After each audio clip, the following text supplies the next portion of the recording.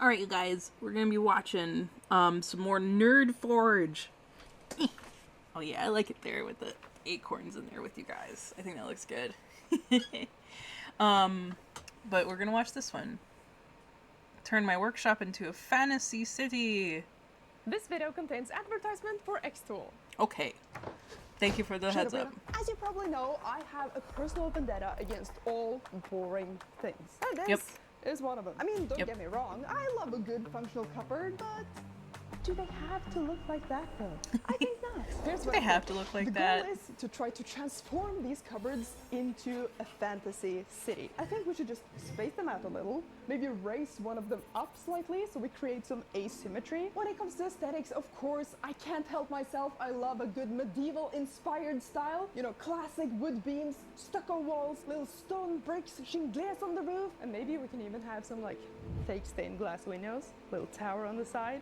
Some ivy climbing up the walls, little signs sticking out here and there. Oh, and of course we need lights. Hello, some glowy windows to set the mood. Oh, this is gonna be good. But there are a couple of challenges we need to keep in mind here. First of all, I don't want this to look like we've just like slapped a fantasy city sticker on there. It's all flat and boring. That makes sense. Like, no, there needs to be 3D elements that are sticking out to create some depth. Secondly, it still needs to stay fully functional. The doors need to open just as smoothly as before. We need the same amount of storage. And also currently we're using the backside of these cabinets as easy access to all our tools and stuff. So that should all stay the same. And third, it needs to be sturdy. Like, we're gonna use these daily. So whatever materials we use have to live up to that daily usage. They gotta be solid. All right, well, I think a good place to start, as always, is just by building the base shapes. The things that are actually gonna, you know, stick out from the cupboards. Gotta make the basic, and then we can do the fun. There's just one minor inconvenience about the doors, and that is when you open them, it actually overlaps right here. So if we put anything on the outside here, it's just gonna be crushed. But if we move the hinges just like this much out, not gonna have that problem. I think the first thing we have to do is just to remove all the doors, get the hinges placed out a little further, just so we don't have any overlap. And then we build. And we should have plenty of space to do that. Just like a little more that way. All right, let's get you all off the hook. That looks so messy. Thank goodness for doors. Okay, hinges.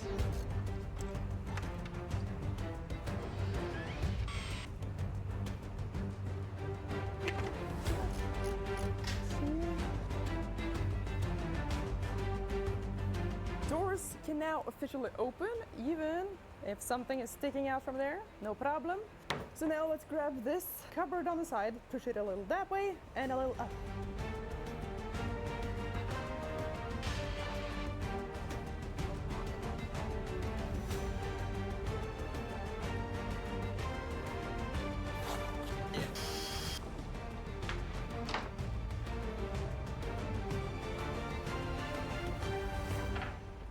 So yeah, making it usable shelving too. Just a little touch of asymmetry. Also added a little shelf down here, which I think we should try to integrate that into the design because it just feels like a waste of space if not. And then on the back here, Make just it to, canvas like, storage. optimize More the space as canvas much as storage. possible, we have created a little nook back here that has a shelf.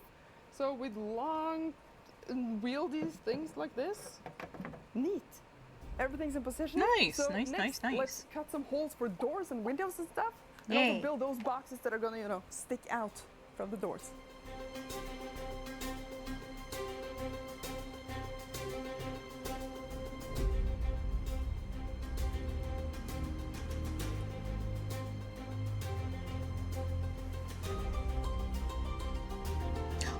Doggy.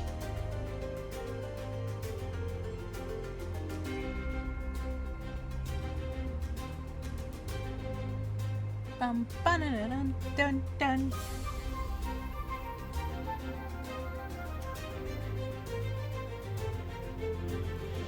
Dude, it's starting to look like a city. And we are almost done with the boring construction stuff. Just 2 more small things. First of all, I'm gonna cut some shelves in here. And secondly, this building needs a roof, like you see in the sketch. Gotta chop some wood, smack it on. So just a few more chops. And then the chop is chopped. And the chop is chopped. Choppity chop chop chop.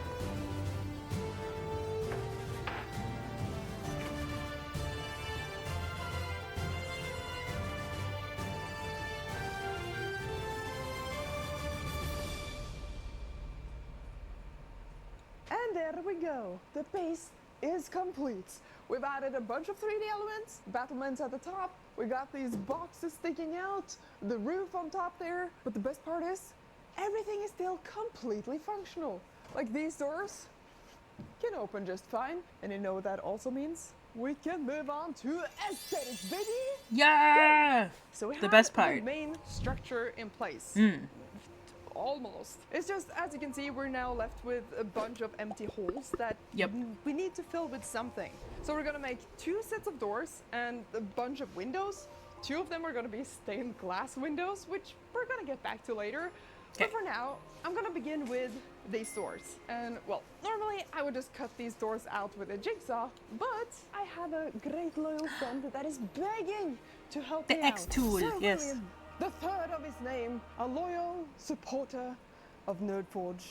I hereby knight thee into the honorable house of Nerdforge.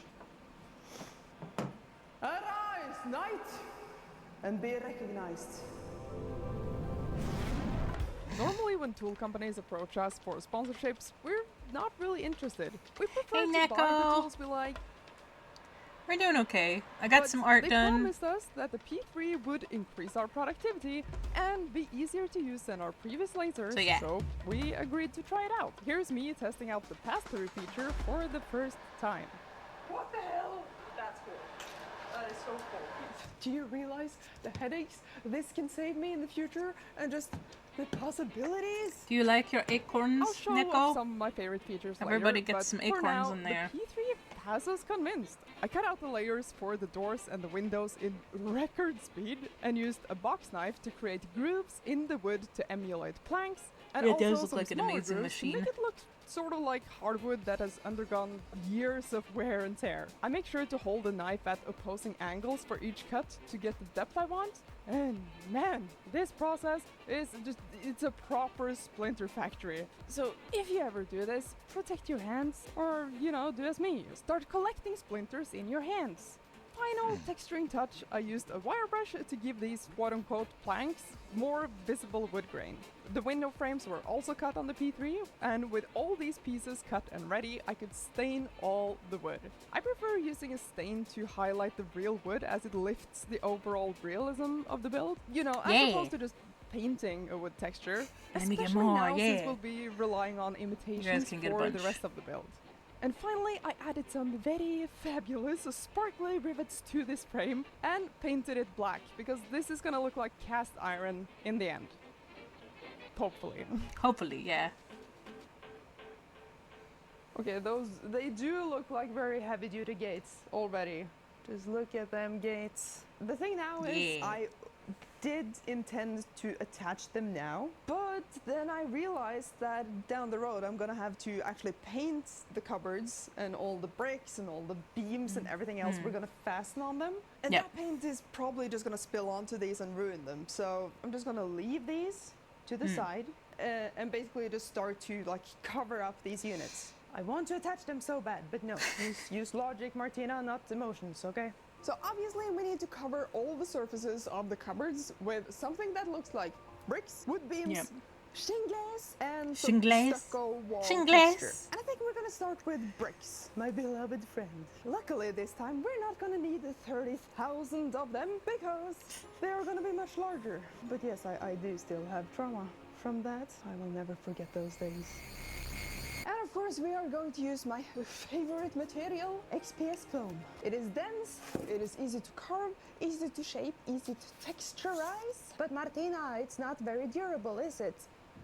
We will get to that, but first we need to cut them out.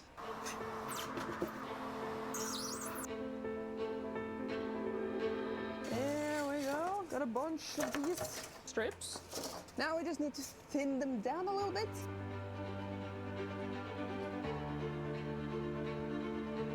And now we can literally just take like a stack of these and instantly get a nice little stack of bricks. Ta-da! 4 bricks in one go. And then you just rinse and repeat.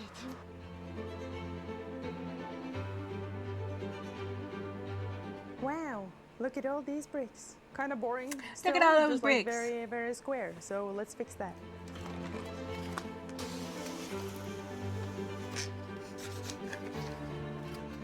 You know, like so.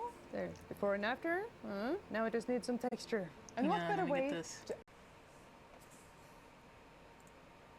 Oh no, I didn't mean to do that. There we go. Add rock texture than literal rock. Yeah, I'm just gonna like slam it. Like that. And that was one out of many.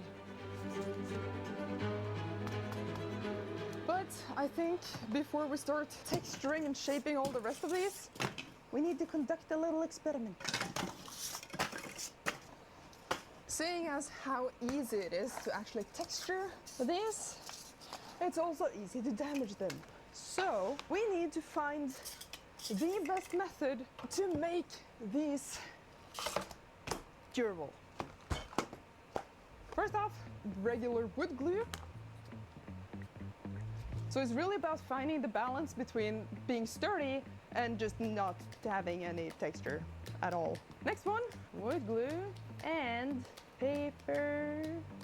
Mache. Paper towel. Plaster. Organza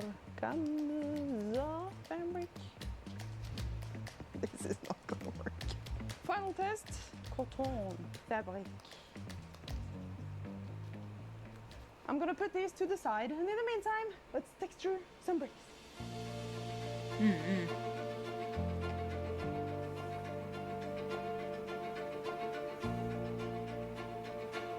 There we go. I was about to say, where's the clock?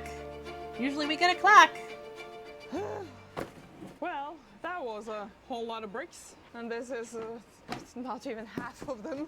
We have another huge stack over there. We've also made a bunch of cobblestones, which is basically same technique, just the different shapes. So I am already feeling a little done with rocks.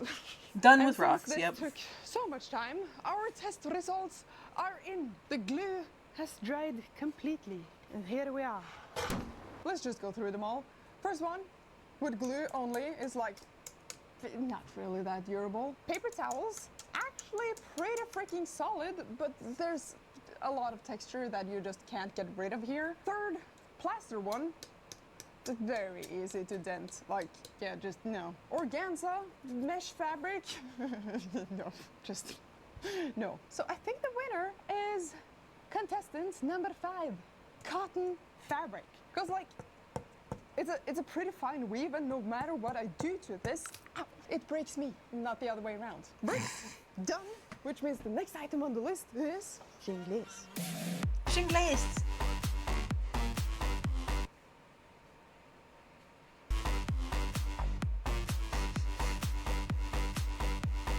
Shingles! We're gonna need a bunch of shingles to cover all the roofs up there. First off, let's just secure this foam in place, because foam has a tendency to just like fly away on its own little adventures. Okay, so now let's quickly just mock up some shingles in the software. Actually pretty good. Oval, and then square, and merge. Ta-da! A shingle strip. Like, I can literally just drop a piece of material in there. It takes a photo of the whole bed in one go instead of a million small ones. And when I close the lid, it uses LiDAR to autofocus on the material to get the height perfect. It auto-positions. It has a platform that lifts on its own. Like, I literally don't have to do anything. It is perfect for a lazy person like me. Like, there's nothing quite like just pressing a big, nice button. Like, Yep. Yes, ma'am. and then it just goes. And you can also follow what's happening from your PC. Because there's 2 cameras. You got the front view and the side view. That's pretty Nice. cool. That is pretty cool, actually.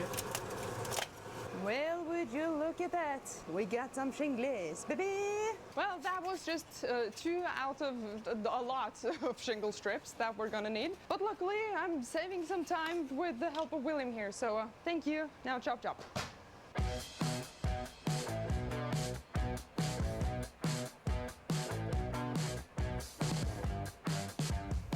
How many shingles does she need? There we go. Some perfectly cut shingle strips. And also, I have this, the texture hammer. And Hansi just literally taped a rock to a mallet, which can now texture things. It's hammer time. Beautiful. So now we got sort of a rock texture. So these are now officially stone shingles after we paint them anyway.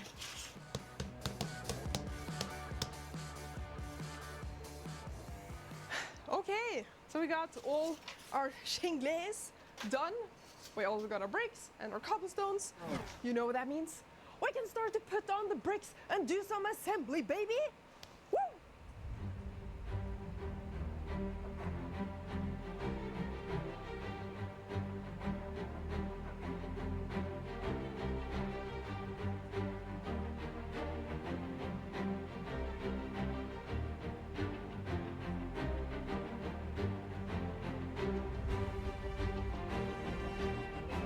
Oh, it's looking so cool.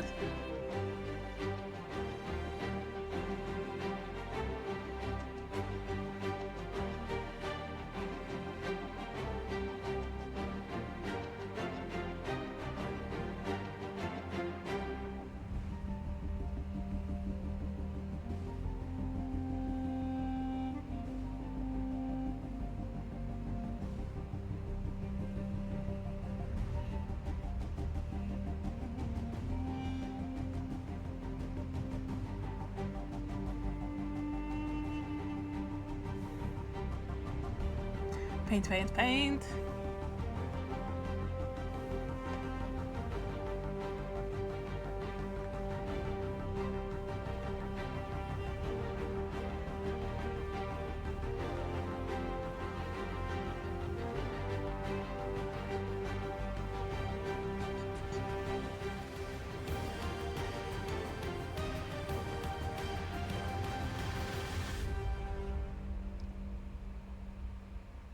Everything you can see here that is brown is covered in a layer of glue, and I did end up only applying the fabric on top of the bricks right at the bottom here, where we're gonna have the most like potential for damage. Because oh Cat boy, house? Yeah, it could be a good cat applying house. The fabric as well, it just takes a lot of time. And like most of these bricks are never even gonna be touched, you know? So I decided to just focus in on those areas that are, you know, in the danger zone. And then everything that's covered in yellow is this stucco wall texture that we created from foam coat, a little bit of water, some paint, and some glue, all mixed together in a nice little goo. And then we're left with this nice, like, rough surface texture. You know, it's all about them textures in here, the variety. And then I cannot wait to paint these and make it look like actual stone and beams and stucco. So I'm very excited for that, but it's not quite dry yet, so we're just gonna leave it for now. And in the meantime, start working on some details. There's a few different details we need to make here. And looking at the sketch, there's mainly some hanging signs to like indicate what's actually inside the cupboards. And windows, the stained glass ones, yeah, and some other stuff, but those are the main ones. All right, let's begin with the best part. Stained glass windows, baby! You know, Nice. it's been so many years since last time we tried to make a stained glass window. What up, fellow nerds? Martina here, and today I'm making a faux stained glass window I'm talking back in natural nerd days, like pre-100,000 subscriber days. Now, at last, it is time we try to make a better, improved version of a stained glass window. You know, that is Nice. not actually made from glass. Now, Nerdforge assistant Isabel created these patterns to make our stained glass windows. And I have to say, they look pretty freaking good. And also, of course, thanks to our P3 laser, the cutouts are just so clean. What an improvement. Now, the plan from here is to use epoxy resin to create the stained glass effect with all the colors and everything. So before we started, I made this plan of what I wanted the color scheme to look like. Basically, we covered the acrylic glass that is going to be the back piece in UV resin on the whole thing. Then we placed the pattern down on top of that, and then we cured the resin. And after curing the UV resin, we moved on to regular resin, which is gonna cure overnight in like a 1 mm layer or so. Basically, we just mixed in a little bit of pigment in the first cup, did all the light yellows, and then gradually reusing some of that, mixing a little bit more resin as we went, and then adding just a bit more orange, a bit more red, all the way until this like really nice deep dark red. The next day we did the same thing with all the blue tones, and finally we are left with some stained glass windows. They look really good. So freaking awesome. They look really But good. we have to contain our excitement. We still have a lot more work left to do. Okay, so you're most good, of the components Stu. we're gonna need to piece this thing together are completed. There's Stu, just a few more things. I'm sorry, I like don't know how the to pronounce tower your on name the side properly. there and some hanging wall signs that we need to make, and then we can move on to the satisfying parts with painting everything, assembling it together, and finally adding a little bit of light and magic in there. I never thought this thing would be finished. And I know I say that every time, but it's because it's true. Like, we started this project more than a month ago, and when you start something new, it's always exciting and fun, you know? And then you get into the grind, and at some point it just feels like this will never end. But somehow we are here once more. You know, ready to give it that one final push. We need to like pull it all together, assemble it, and get things done. And this is also the best part. There's two best parts about the project. It's the beginning, then you have the middle part, and the end. These two are the good ones. And now we're finally here. And not least, it's soon time for my favorite step, the painting! Ah! All right, folks, let's freaking finish this thing. Ready? 3, 2, 1, let's go!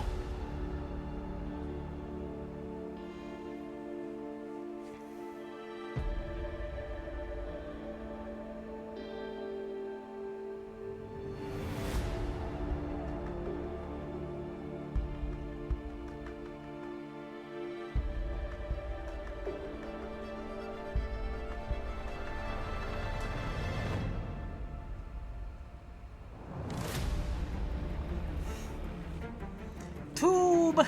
Big tube.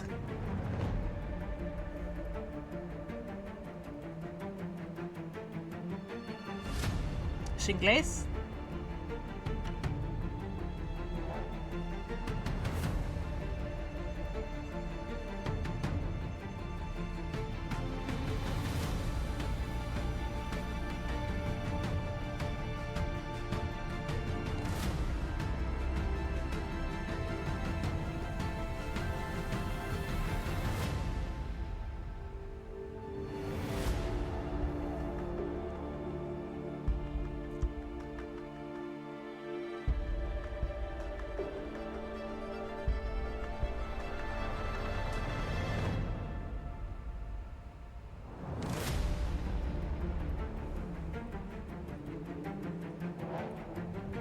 That's looking good. Oh my god.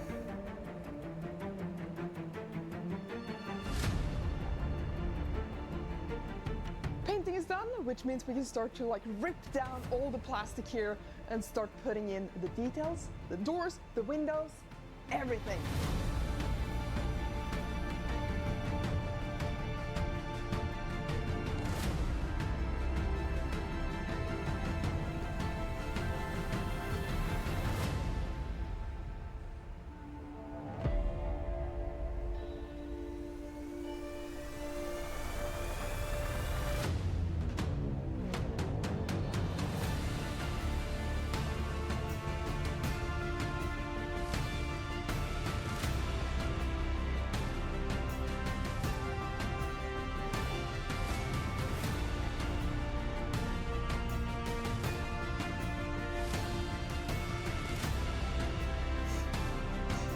I like this spray paint.